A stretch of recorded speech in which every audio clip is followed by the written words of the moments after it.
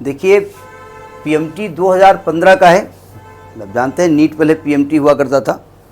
Question कह रहा है कि ABC are voltmeters of resistance R 1.5 R and 3 R respectively shown in the figure. When some potential difference is applied between x and y, the voltmeter reading is VA, VB and VC respectively. तो VA, VB, VC का मान निकालना है। ये x और y के बीच में potential difference apply किया है, ज़रा समझने की कोशिश करो। वो क्या रीडिंग करेगा वो बात की बात है।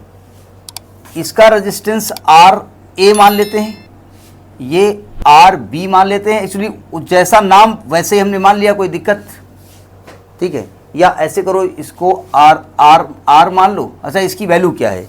इसकी वैल्यू है आर 1.5 आर, यानी इसकी वैल्यू है 1.5 आर, बोले तो 1.5 ही आर बोल देते हैं।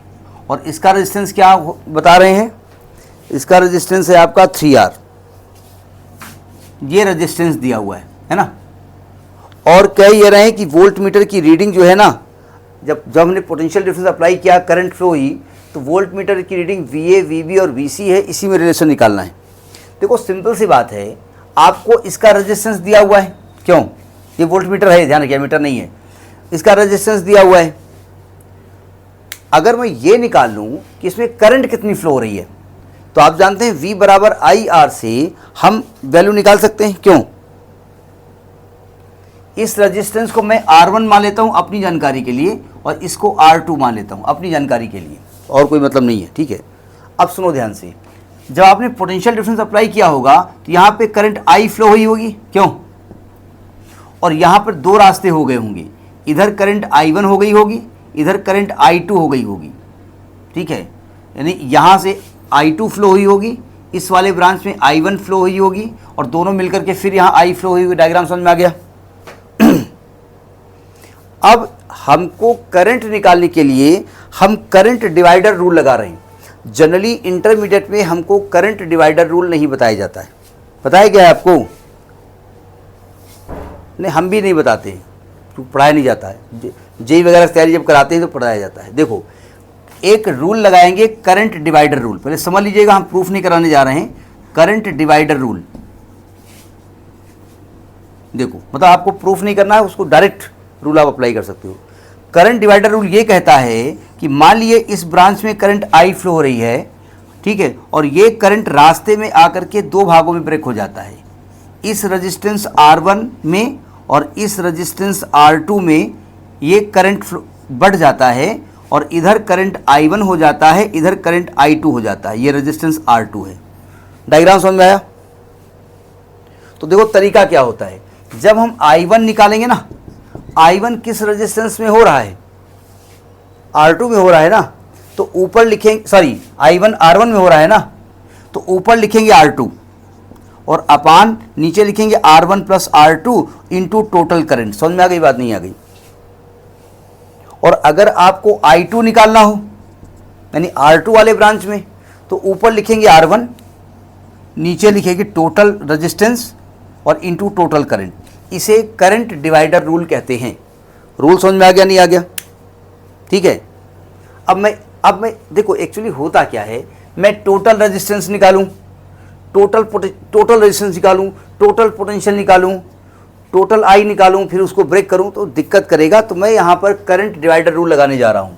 देखो ध्यान से, मैं इसी रूल को इस सर्किट में अप्लाई करने जा रहा हूँ, सावधान।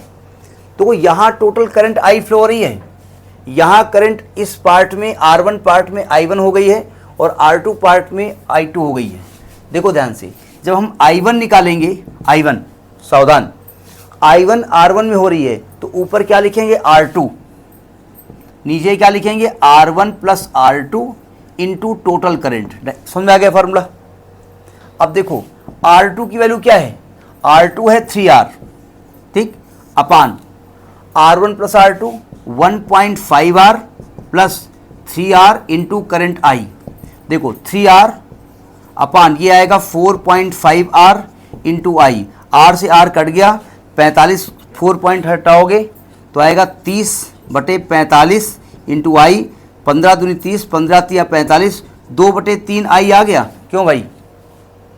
यानी यहाँ से जो I1 की वैल्यू आई है, I1 की वैल्यू आई है वो 2/3 आई है। ये फार्मूला समझ में आ गया? ठीक है। अब सुनो ध्यान से, I2 निकालने के लिए हम करंट डिवाइडर रूल काहे लगाएं?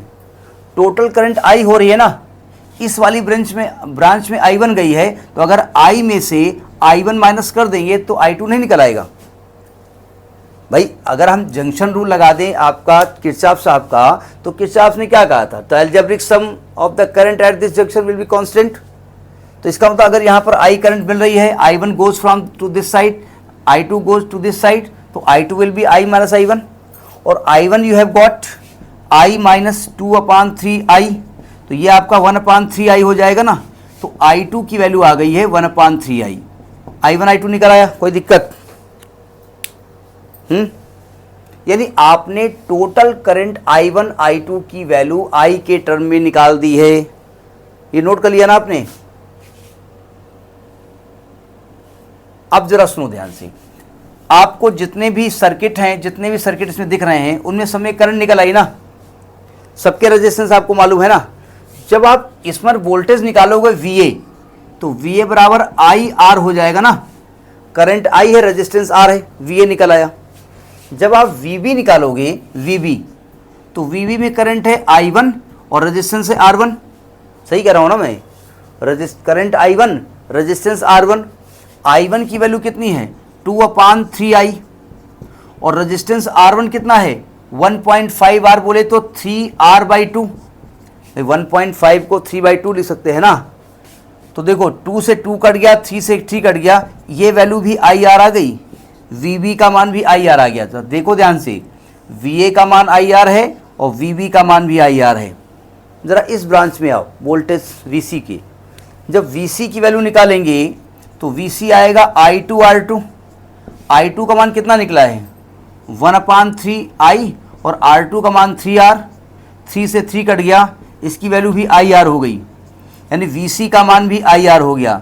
ज़रा ध्यान से देखिए, क्या तीनों वोल्टेज सेम आ रहे हैं? जी हाँ, यानी VA बराबर VC बराबर VA बराबर VB बराबर VC। वैल्यू निकालेंगे तो IR। वैल्यू इसलिए नहीं लिखी है क्योंकि करंट I हमने मानी है, यहाँ नहीं दी है ना। अगर करंट देते तो हम वैल्यू लिखते, करंट हमने I मानी है। तो ये आपका नीट 2015 का क्वेश्चन है, और आपके डायग्राम के हिसाब से A पार्ट इस सही, ये PMT पूछा गया है। ठीक है, नोट करिए।